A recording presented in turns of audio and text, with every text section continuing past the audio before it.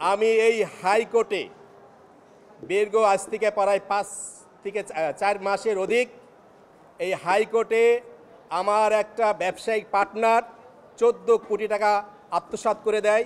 তার আগামী জামিন নিতে সেখানে জামিন না পাওয়ায় 50 থেকে 60 জন আওয়ামী লীগের সন্ত্রাসী বাহিনী নিয়ে অ্যাটর্নি জেনারেল অফিসের সামনে আমাকে আক্রমণ করে।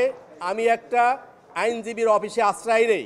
যদি আশ্রয় না নিতাম আমাকে তারা অপহরণ করত, আমাকে তারা পিষে মেরে ফেলে দিত।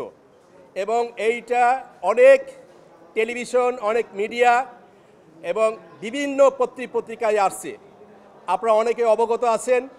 সেইটার ন্যায় বিচার থেকে আমি কিভাবে বঞ্চিত হয়েছি দেখেন। এইটা যখন আমি শাহবাগ থানায় মামলা করতে গেলাম, শাহবাগ থানা তার আসামিদের প্রভাবিত কারণে মামলা নেয়নি, আমি কোর্টে মামলা করছি।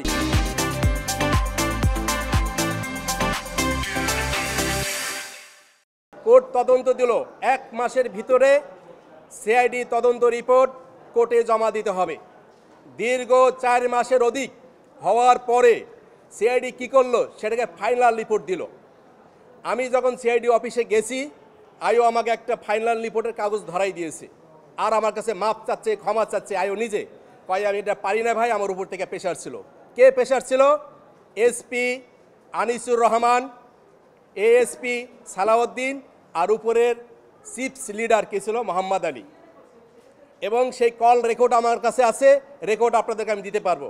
তাহলে দেখেন, এই যে অর্থ, ব্যাপক পরিমাণ অর্থ দিয়ে আমি ন্যায্য বিচার থেকে বঞ্চিত হলাম। আমার দাবি হলো যে আমার মতো ন্যায্য বিচার থেকে যাতে বঞ্চিত না হয়, এই অসৎ অফিসাররা যেখানে যাবে বাংলাদেশে, সেখানেই তাদের কাছ থেকে মানুষের কোনো ন্যায় বিচার পাবে না। তা আমার আপনাদের কাছে জোর দাবি, আপনারাও স্বাধীনভাবে কিছু বলতে পারেন নাই, কথা বলতে পারেন নাই। জালিম সরকারের মাধ্যমে আমরা সবাই ছিলাম, সেইভাবে আমার ছাত্র জনতা ভাইয়েরা অনেক জীবন দিয়ে আজকে দেশকে নতুনভাবে স্বাধীন করেছে। আমরা যেন কোনো অন্যায়কে সাপোর্ট না দেই, অন্যায়কে প্রশ্রয় না দেই।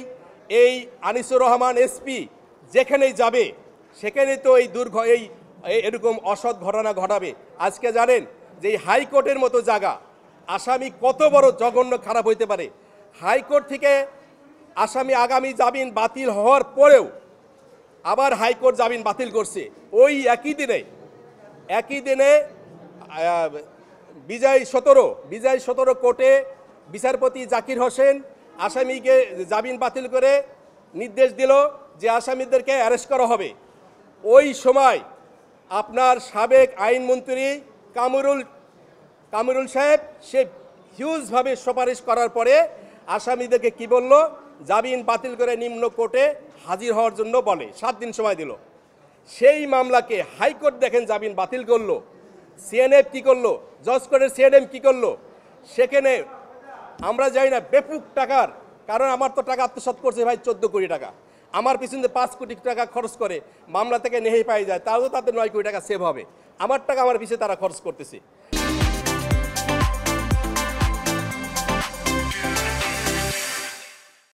ওখানে কমসে কম 1 কোটি টাকা এর সাথে জড়িত ছিলেন আইন সম্পাদক, জজ কোর্টের